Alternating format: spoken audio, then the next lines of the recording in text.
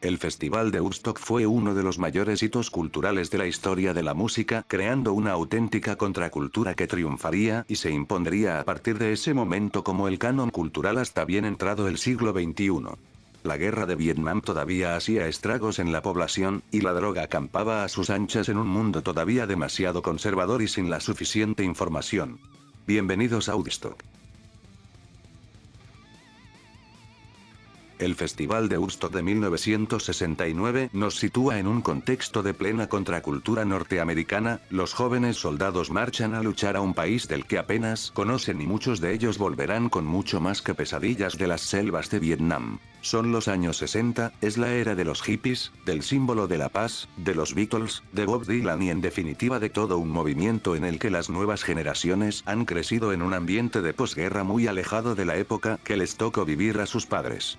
Esta contracultura basaba sus pilares en una lucha por los derechos civiles, una liberación de la sexualidad pero sobre todo por un deseo de paz mundial. Se crea en estos años el mundialmente conocido símbolo de la paz para protestar contra la guerra de Vietnam. Habrá cientos de manifestaciones en todo el país dirigidas por los nuevos jóvenes americanos que junto a la explosión de drogas como el LSD y la marihuana crearán todo este paradigma cultural canalizado sobre todo por el arte, y más concretamente de manera más notoria en la música. A finales de los 60 estaban de moda los macrofestivales, conciertos con abundante público donde varios artistas tocaban durante una serie de días.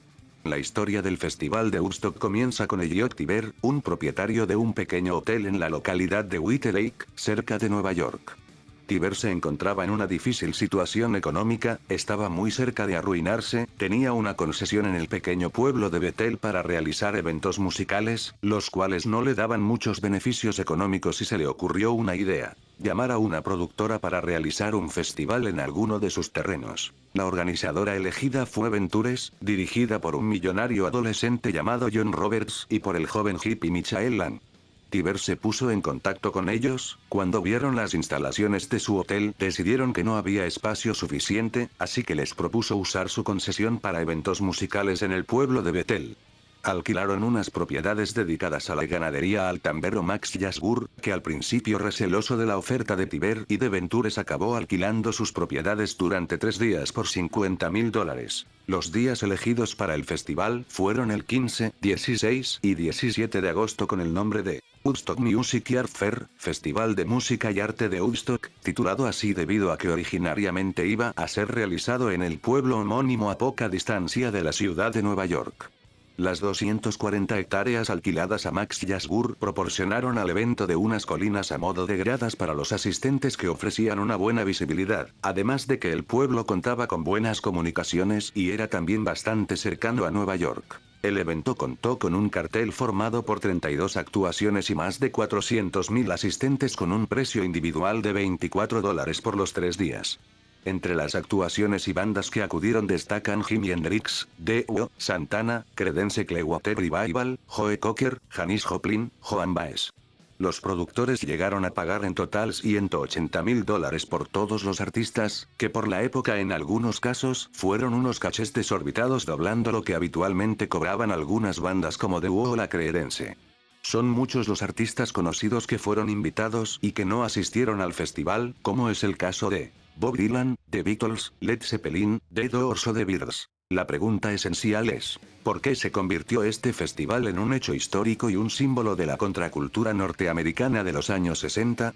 Claramente Woodstock reunió y congregó a toda una generación cansada de las guerras. Jóvenes que pregonaron la paz y el amor libre tuvieron su mayor punto de encuentro en este lugar donde durante los 3 días proliferaron los actos sexuales al aire libre, el consumo descontrolado de drogas, los cánticos contra el gobierno y la guerra, todo ello en medio de un barrizal que avivó la imagen salvaje y desenfrenada que se tiene de este evento. El número de empleados sanitarios y de seguridad no fueron para nada suficientes, ya que el número de asistentes superó con creces al esperado. En concreto fueron 346 policías, 18 médicos y 36 enfermeros. Esta falta de personal dio lugar por tanto a gran cantidad de heridos, arrestos, 133 por posesión de drogas, y 3 fallecidos por sobredosis de heroína, ruptura de apéndice y un accidente de tractor, además de 2 nacimientos no confirmados. Uno de los momentos más destacables del festival fue sin duda la actuación de Jimi Hendrix para cerrar el festival el día 18, donde donde interpretó su famoso himno de Estados Unidos con la guitarra eléctrica a modo de protesta por la guerra.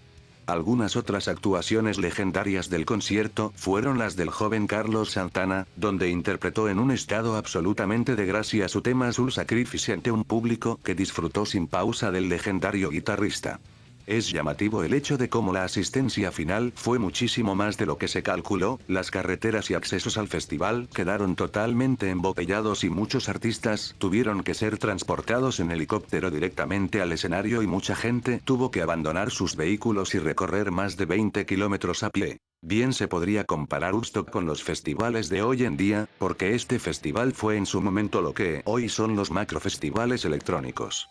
A finales de los 60 nos encontramos con el ocaso del pop beatle y con la expansión del hard rock y del rock psicodélico, con grandes solos de guitarra y melodías más agresivas que lanzaban estribillos coreados por toda esta generación de jóvenes universitarios hippies. El festival fue conocido en todo el país porque fue un macrofestival sin precedentes en este estilo de música.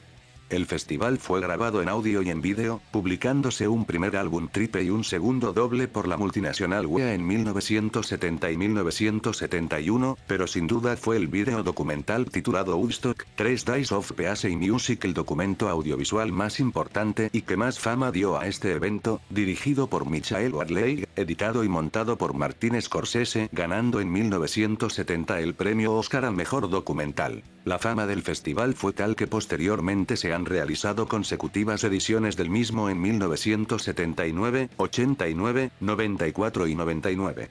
La recaudación económica de los LP y del documental fueron millonarias y ayudaron a recuperar toda la inversión que se puso en el festival.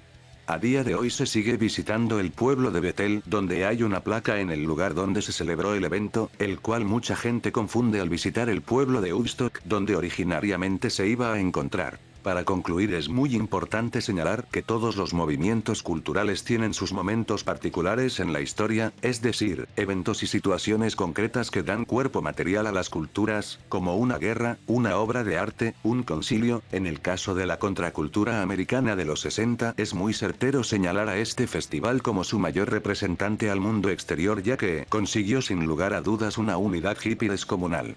Es curioso cómo la contracultura, más que intentar cambiar la sociedad en la que se encontraba, pretendía más escapar de ella. Es un movimiento individualista pero a la vez colectivo, de aquí vienen las famosas comunas hippies, se propició al máximo la revolución sexual y las drogas psicodélicas.